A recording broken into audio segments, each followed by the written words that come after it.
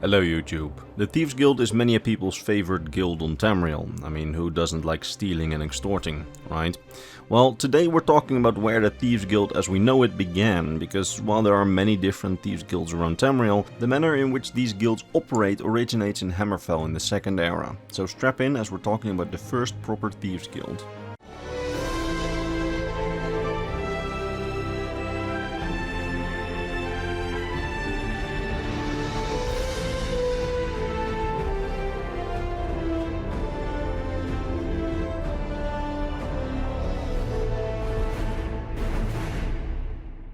So like I said in the intro, since the dawn of time there have been thieves on Tamriel, some even calling themselves a Thieves Guild. It seems that especially when the Imperial Guild Act was put into practice, which was a law that officially sanctioned guilds inside the Empire for all sorts of professions, many groups of thieves mockingly started to call themselves a Thieves Guild.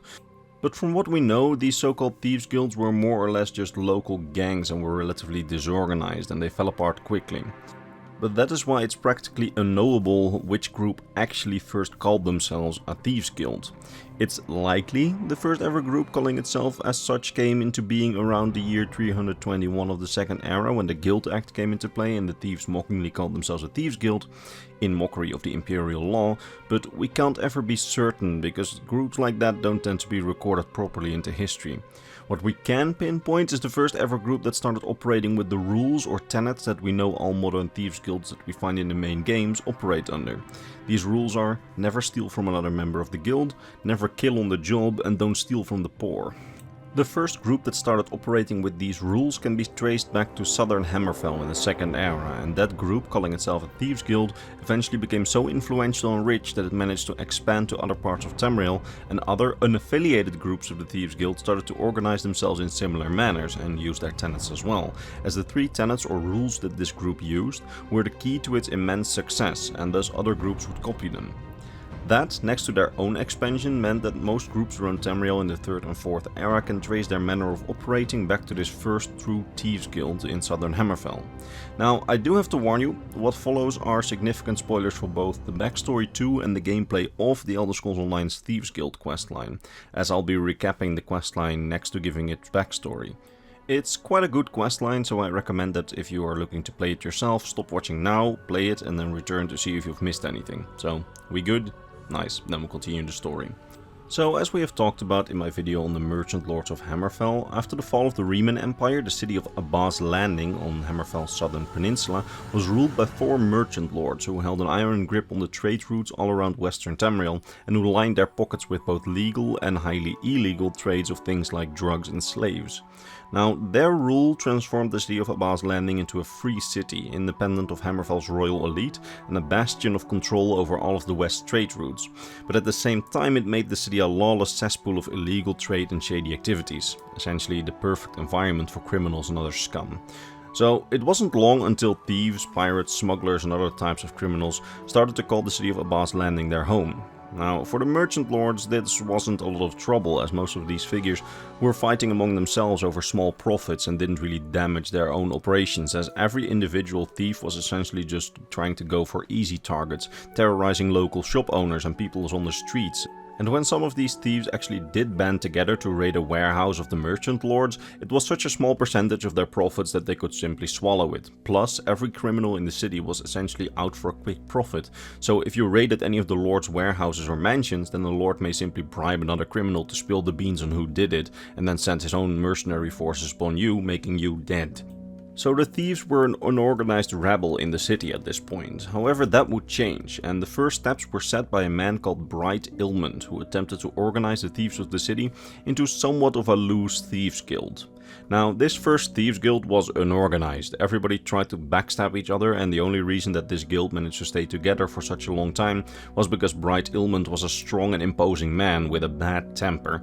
So everybody basically feared him and thus somewhat stayed in line, but it didn't stay together because of a common cause or anything.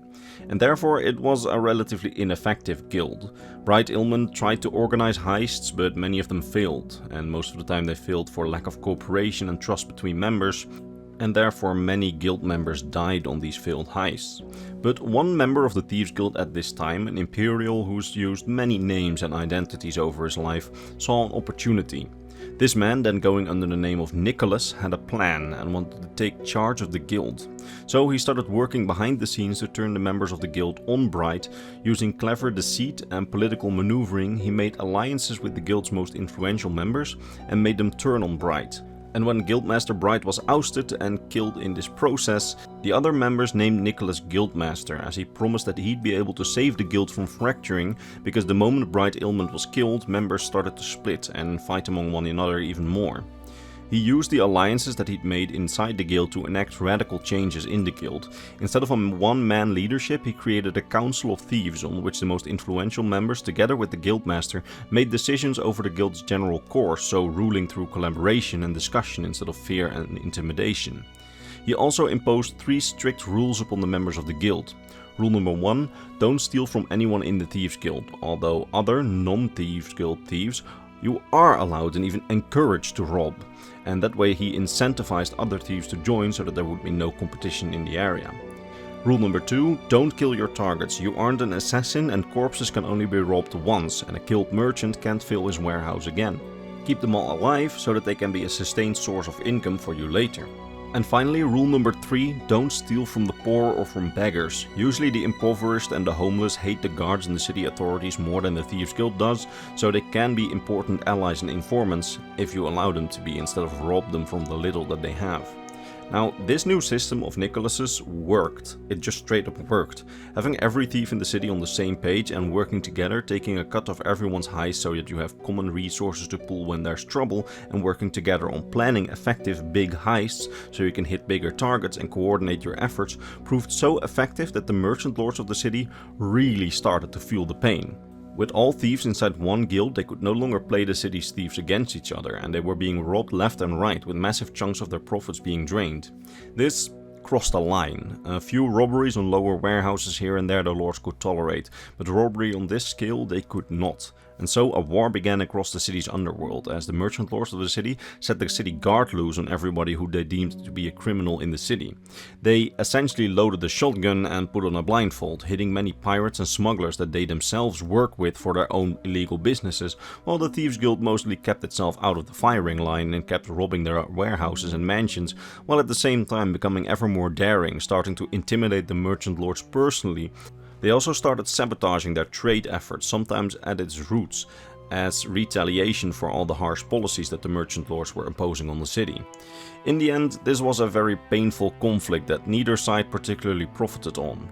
As due to the guild's sabotage actions, the merchant lords no longer had ample resources for them to rob, and the merchant lords themselves were struggling to keep a grip on the trade routes of the west due to their draining resources. In fact, one of the merchant lords factions, the bankers, had already collapsed nearly completely due to the Thieves Guild's efforts.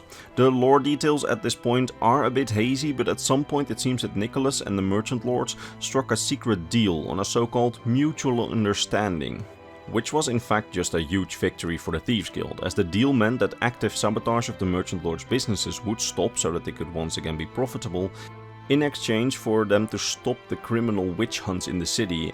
And on top of that, the guildmaster of the Thieves Guild having a secret seat at the table in the merchant lord's government over the city of Abbas Landing.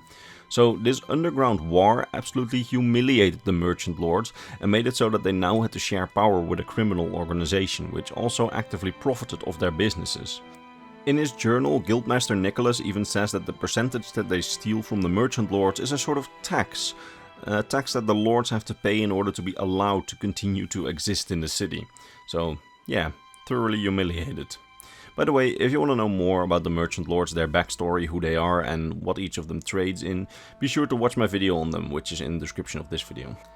Anyway, the Thieves Guild had won, and it was the ultimate power play, and yet at the time Nicholas wanted even more. He wanted to expand the influence of the guild far out of Abbas Landing, all across Tamriel, get foothold in more cities.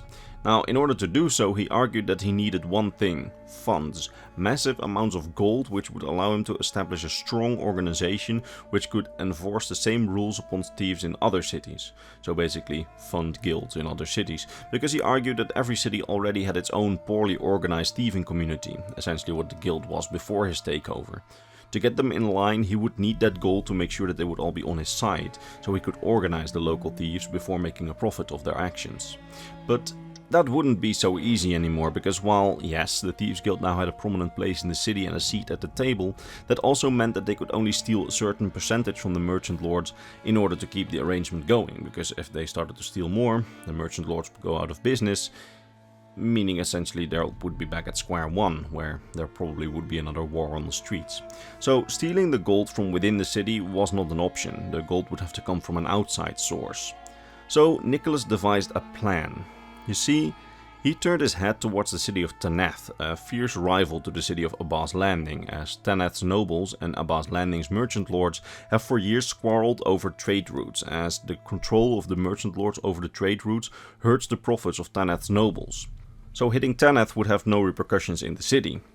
And it just so happens a mighty treasure in the possession of one of Taneth's noble families was up for the taking. You see, one of Taneth's most influential families, the Aldenobia family, had held an immense amount of wealth. This family traced its origins back to the original Yakuden settlers in Hammerfell and had become incredibly rich in the process over the ages. One big advantage of this lineage, however, was that the Aldenobia family owned an ancient Yakuden tomb just outside of the city, which it basically decided to use for a vault for all their riches. Why? Well, because ancient Yakuden tombs are designed to keep anyone from disturbing the dead, except for the family members of the dead inside the tomb. Ancient Yakuden magic makes it so that only the family can enter, and those who dare try to get in are confronted with traps, ancient enchanted guardians and other strange forgotten magics from the continent of Yakuda. So the idea is that a tomb like this is practically unraidable and safer than any vault, as not even guards can get in to steal anything. That's the idea. But Nicholas devised a plan, the ultimate heist, which would see the Thieves Guild rob all of the wealth of one of Hammerfell's richest families, an amount of gold which would allow them to expand and get a foothold all across the continent. By research into ancient Yakuden history and methods, bribes and intimidation, he devised a plan to raid the tomb in the ultimate heist. He assembled a team of the best and the brightest thieves in the guild, which by then had grown to hundreds, and set course with them towards the great Aldenobia tomb.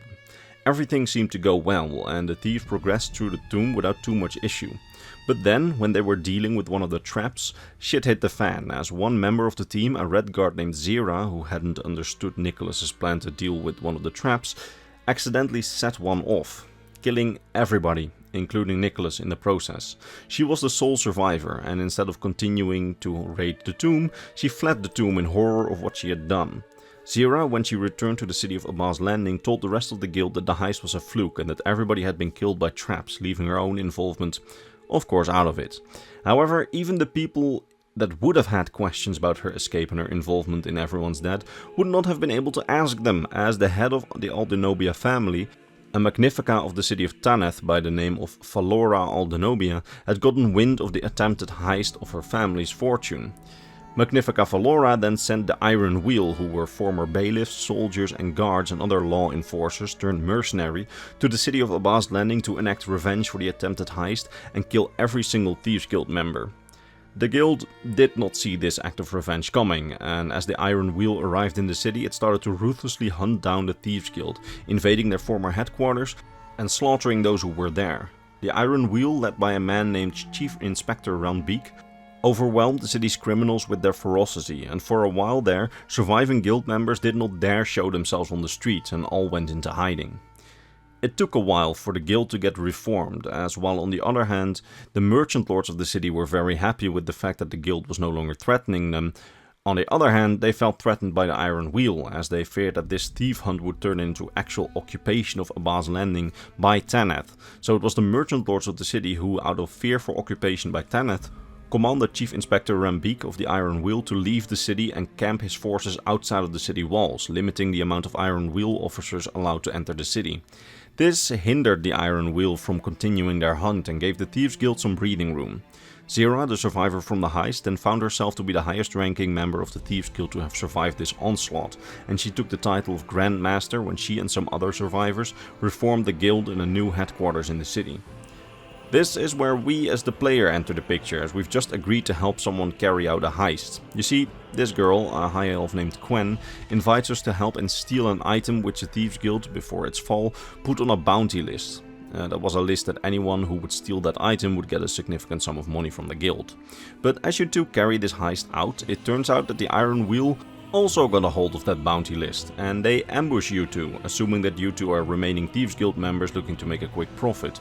Which you are not, but you are then saved by a Thieves Guild member who then quickly helps you escape from the Iron Wheel's clutches and leads you to Abbas Landing, introduces you to the Guildmaster, Zira, and invites you into the guild. You then start the Thieves Guild main questline, in which you attempt to find out how Magnifica Valora and the Iron Wheel ever learned of the Thieves Guild's involvement in the heist of Magnifica Valora's family tomb. I mean, the Thieves Guild aren't even from the area around Taneth. How did they find out, especially since only the inner circle was let in on the plan by Nicholas? Well, first Zira presumes that an old retired member named Velsa who knew about the heist ratted them out, but that turns out not to be the case. Velsa is hilarious though, as she's the typical never happy old grandma who scolds everyone but secretly cares about everyone, but yeah. Not the traitor. Then you find out that the Iron Wheel is working with a new and up-and-coming merchant lord who calls himself Kosh. That new merchant lord, who managed to take over some of the Thieves Guild former associates using mercenaries, apparently holds regular meetings with the head of the Iron Wheel, so strange coincidence, right? That merchant lord, who nobody ever heard of before this, exclusively takes over Thieves Guild holdings in their time of weakness, apparently knowing all of these merchants' secrets, thereby blackmailing them into working for him and also using their weak points to take their warehouses over with mercenaries. That guy also works with the Iron Wheel. Strange coincidence. So Zira deems that this is something to investigate, and this leads to a series of events in which you prepare to infiltrate the Iron Wheel camp outside of the city to listen in on a meeting between the merchant lord Kosh and Chief Inspector Rambik of the Iron Wheel. When listening in to Kosh and Rambik, you hear that Kosh promises the Iron Wheel Magnifica Valora's Aldenobia treasure in exchange for them leaving the city and its area. He says essentially, okay, I give you all your mistress's gold and in exchange you leave, meaning I get credit for making you leave, making me the most influential merchant lord in the city because everybody will be grateful to me. Deal? And Rambik essentially says, that's a deal, my friend. But Zira says, what the fuck, because did you hear that? Wait, I'll reread that part of the script for you. Kosh promises the Iron Wheel Magnifica Valora Aldenobia's treasure in exchange for them leaving. Still not catch it? Listen closely again. Promises the Iron Wheel Magnifica Valora Aldenobia's treasure. Yes, he promises them the treasure of the Aldenobia family. You know, the treasure that the Thieves Guild failed to steal and their entire leadership died for. The treasure that should be in Aldenobia tomb, and nowhere in the city. And on top of that, it's revealed that the Iron Wheel never came to the city in revenge for an attempted heist, but came to the city to get that treasure back for Magnifica Valora. This understandably leaves Zira and the others very confused, and it's decided that Zira, Velsa, you and some other close allies will secretly travel to the Aldenobia tomb, attempting the failed heist again, simply to see if the treasure is gone from the tomb or not, you know, get some answers. And after successfully completing the tomb heist that the others failed in the past, you do find a completely empty treasure room, and not just that, you also find Nicholas's old gear, but not in the place where he died, but in the treasure room. Because it turns out that Nicholas, the old ambitious Grandmaster, planned to betray everybody in order to steal the treasure himself. But not only that, because after some more investigating, it turns out that the merchant lord Kosh is Nicholas, just under a different name, and that he, after stealing the treasure, went to Magnifica Valora Aldenobia and, disguised as a merchant lord of Abbas Landing, blamed the heist on the Thieves Guild to her, and that he, as a merchant lord of the city, had inside information on the Thieves Guild and knew where to find them. His plan was then use the treasure to get the Iron Wheel out of the city after initial carnage to become the city's most influential lord, and then use his connection with Magnifica Valora to ask her hand in marriage, if he and the Iron Wheel manage to get the treasure back based on his information. Meaning that he trades the treasure that he has but nobody knows he has for a virtual rule of Abbas Landing and an official noble title in Taneth, becoming part of Hammerfell's nobility. His plan was perfect, well, almost perfect. Because you managed to expose the truth of the plan to Magnifica Valora on the eve of her wedding, who then has Nicholas arrested along with the Thieves Guild members present at her wedding, understandably done with everybody's shit. You manage to escape, then free the Guildmaster, and with a freed Guildmaster Zira, face Magnifica Valora. Now, Magnifica Valora says that she is willing to let you all off. if you give her enough proof of Nicholas's involvement in the treasure heist so that she can have him publicly executed in Tanith to blame him for everything. You have this proof, and so you are let go, and on top of that, Magnifica Valora strikes a deal with Guildmaster Zira. You see, Magnifica Valora promises to finance the Thieves Guild's operations in Abbas Landing if it means that the Thieves Guild will suppress the merchant lords of the city and bend the lords to Valora's will, meaning that the city will de facto become a satellite state under the control of Tanith nobility, who will finally get their victory over the merchant lords. So, you know, and good all good, everybody's happy. Thieves Guild, still around, top dog in Abbas Landing, and funding, which allows them to expand. Valora got her money back and has converted Abbas Landing into a puppet city. Kosh, or Nicholas, or whatever his true name is, executed. Happily ever after? Well, of course not, because Nicholas, the man who played the game but lost, managed to escape and seduce some old Altmer lady with a lot of money, landing him a cozy retirement in a new marriage. You, as the player, can then choose to track him down and kill him, or tell his new wife, making him poor and homeless because she leaves him, but letting him live, or you can allow him to continue to live his cozy retirement. Your choice. Anyway, this new funding that the Thieves Guild managed to get a hand on through Magnifica Valora Aldenobia allowed the Thieves Guild to eventually expand, and as the organization grew, other organized thieves and criminals across the continent started using the same rules and structure that was once thought up by Nicholas. And that is why the Thieves Guilds that we find across the continent in later games, while not working together, all do operate under more or less the same systems and rules that made this original guild so successful. And that was the story of the origin of the first Thieves Guild, or at least the way that the Thieves Guild operates. And I really do hope that you managed to learn something new about the Elder Scrolls lore today.